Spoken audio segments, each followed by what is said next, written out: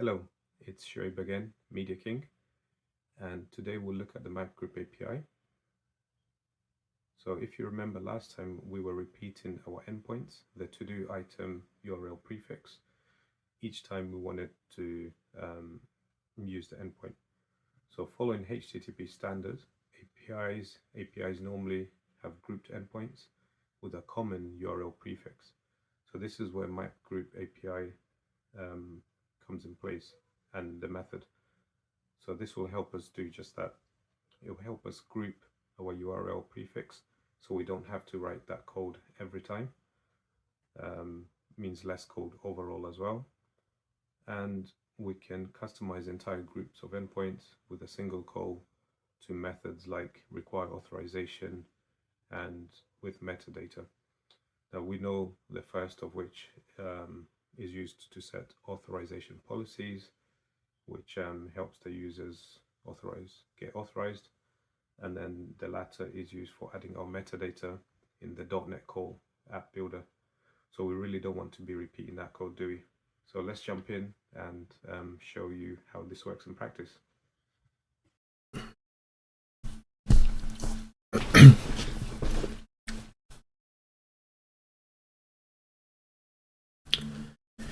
Hello, Shoaib here, and yeah, let's have a look at what we have. So if you remember, I said last time we stopped on delete endpoint here, and we've done all our endpoints using the URL prefix, but this time using the MapGroup API, we can stop that from happening because we just put our URL prefix here, and then everything else is the resource or the last bit of the endpoint. So what you can see here, /complete, /ID, placeholder ID, post to the root, update, put your ID, and finally delete with the ID as well. So that's how we make use of the MapGroup API. And this means we're grouping together all our URL prefix, and it's less code, as they say here, and allows for further customization of the endpoints into a single call. So let's have a look. Let's say copy this, and let's go back to our code. In here, let's say replace all of program.cs with this.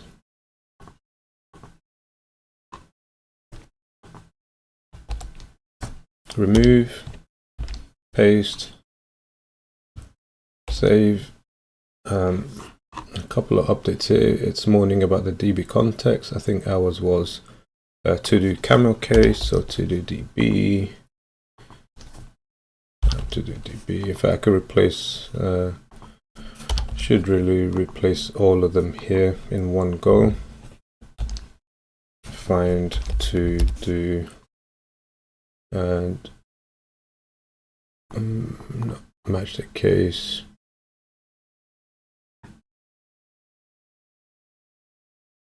And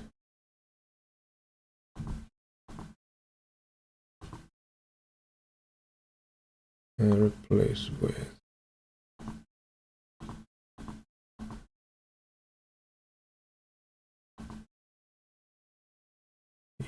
and let's replace these with to do's. There we go. Let's find them first just to check here.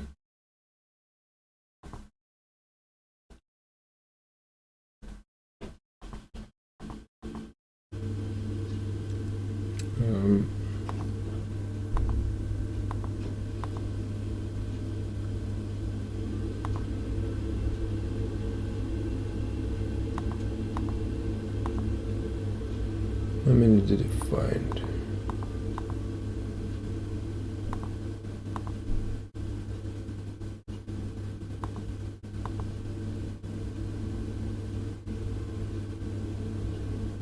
Yeah, hold on a second.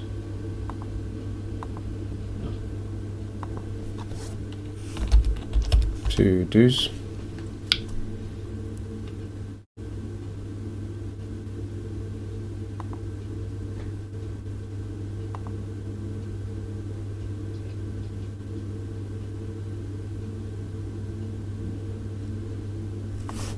to do DB, in fact change it to just to do yeah, fine like this, to do unreplaced match case, there we go, and then to do match, oops,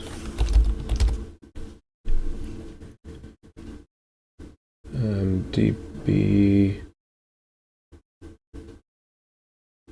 what's our DB called?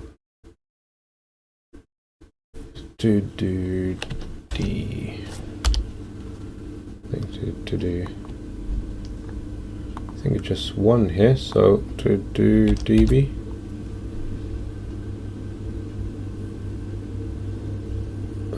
What did we call our DB here? DB dot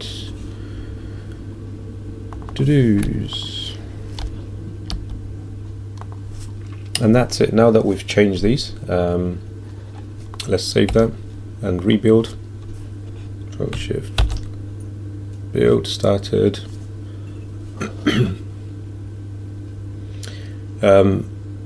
It's coffee in here, by the way. As you know, coffee and code goes very well together. So build succeeded. Let's run that again. And while that's starting up, let's see what we're expecting. It says, yep, we changed, well, we added the variable to set the group up using the URL prefix to do items right at the top here, if we have a look there. And then we changed all of app.map and the verb to do, because that's our URL prefix now. So we just do to do, blah blah blah, to do instead of mapping it. And then we removed the URL prefix /to-dos from the HTTP verb method calls. So let's see if our endpoints still work as expected. So we can see our app is running like this. Our endpoints, go back to Visual Studio, and let's have a look at the HTTP method. So first, let's get every to-do item that exists. Send like this. Nothing there. Again, because the application just restarted and our in-memory database is empty. So let's go ahead and add one post, 201 created. Let's add another one. What else do I need to do?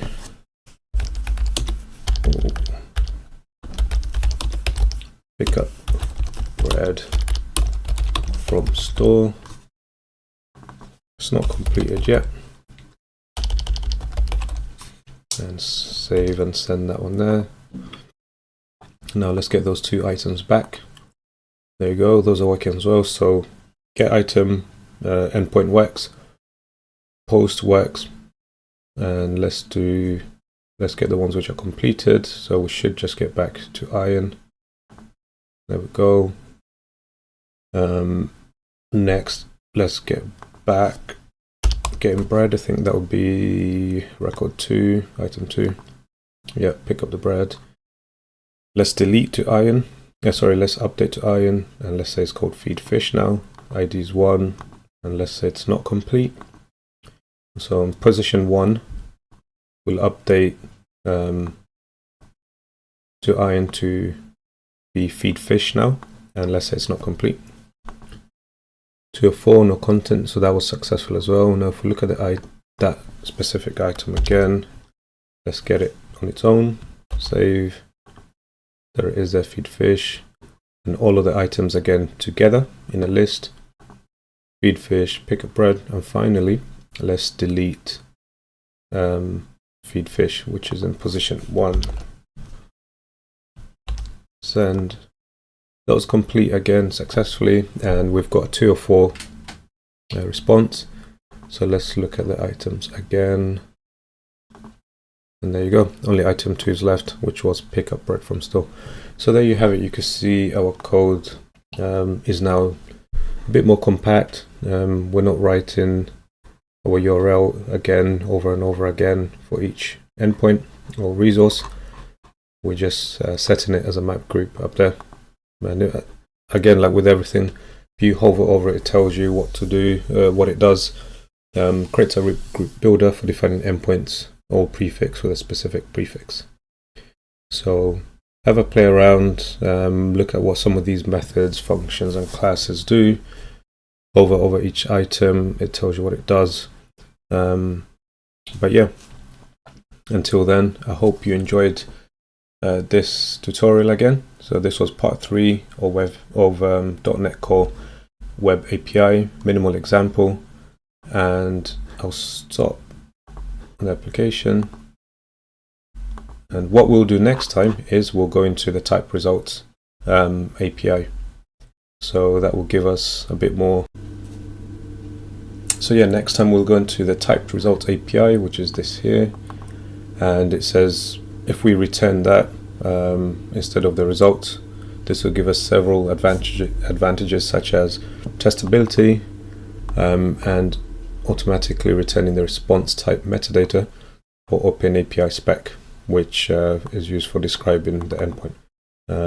So yeah, until next time, I'll see you then. Bye for now, from Media King.